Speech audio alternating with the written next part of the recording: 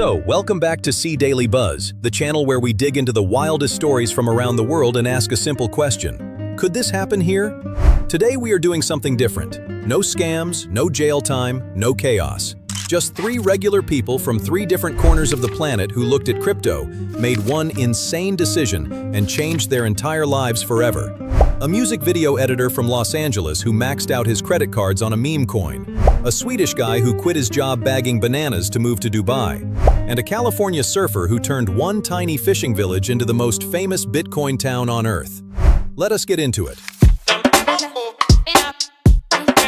Our first guy is Glauber Contessoto. Born in Brazil, moved to Los Angeles when he was 6 years old. By his early 30s, he was working in the music industry, editing videos and producing tracks. Solid job, not rich, definitely not famous. The kind of guy you would walk past in a coffee shop without noticing. Then February 5th, 2021 happened.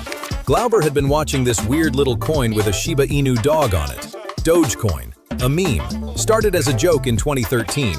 Most serious crypto people laughed at it. But Elon Musk kept tweeting about it, and the price kept moving. Glauber looked at his bank account, looked at his life, and made a decision that almost no financial advisor on Earth would recommend. He took his entire life savings. Then he maxed out 2 credit cards. Then he borrowed money from his family. He put roughly $250,000, every single dollar he had access to, into Dogecoin at about 4.5 cents per coin. 69 days later, on April 15, 2021, Glauber Contessoto became a Dogecoin millionaire. His portfolio crossed $1 million. He posted screenshots online. People called him crazy, called him lucky, called him a fraud. He did not care.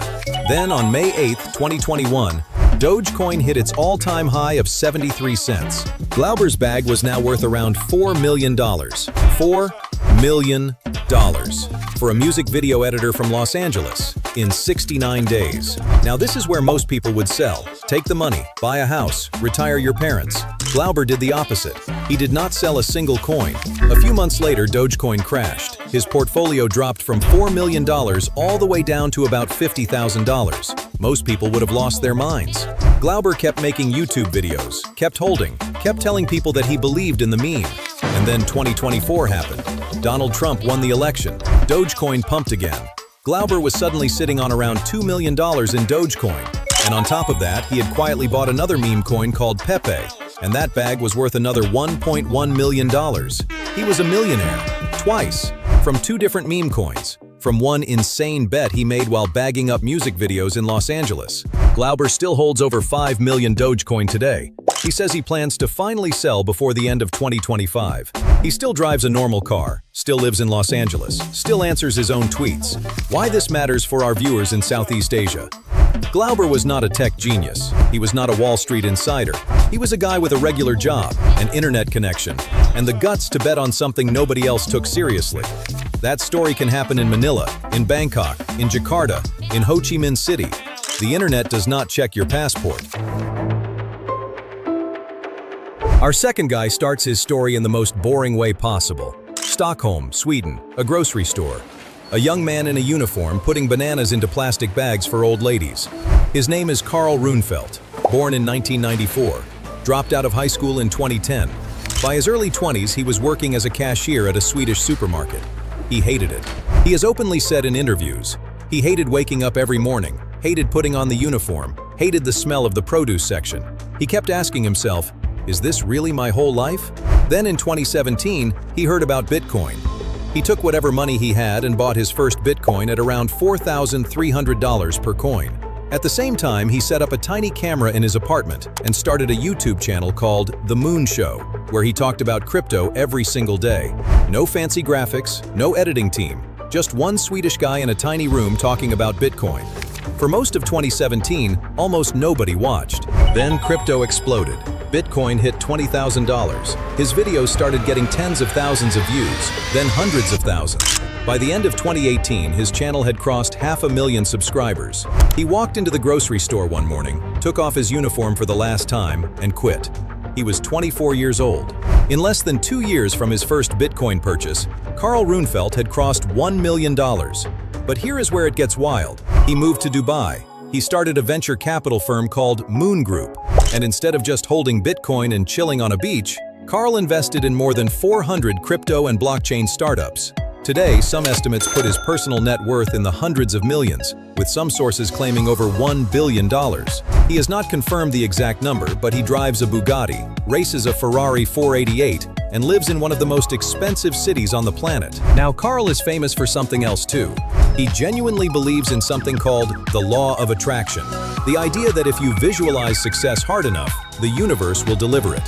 He talks about it constantly in interviews. Some people roll their eyes, but it is hard to argue with the results when the guy went from bagging bananas to racing a Ferrari in Dubai in under a decade.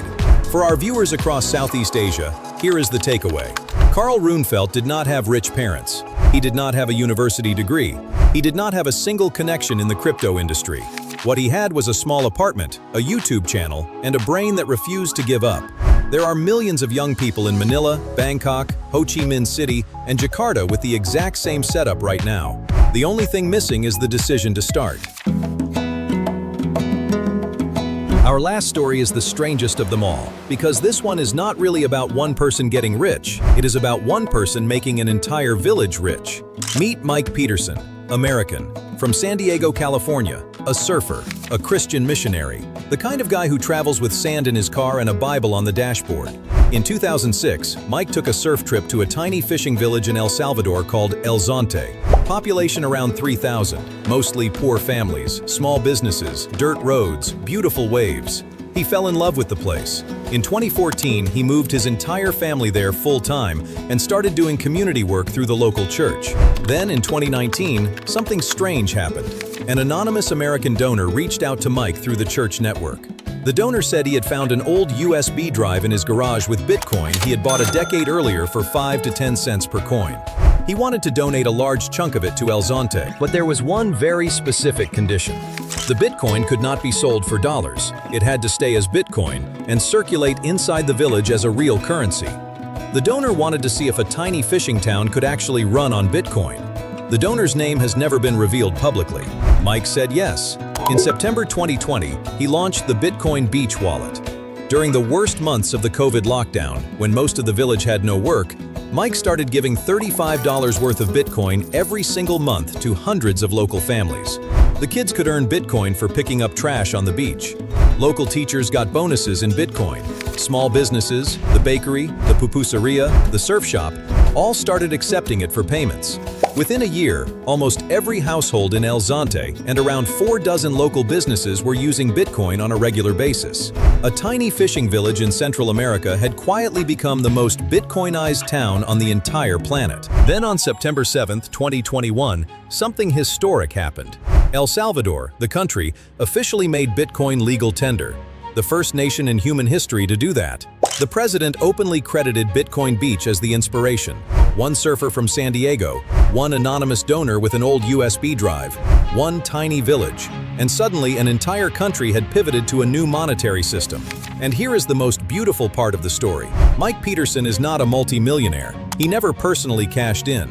He is still in El Zonte, still surfing, still working with families and kids in the village. His version of getting rich was not buying a Bugatti like Carl in Dubai. It was watching hundreds of families who used to struggle every month suddenly have savings, suddenly have phones with Bitcoin wallets, suddenly have a way out.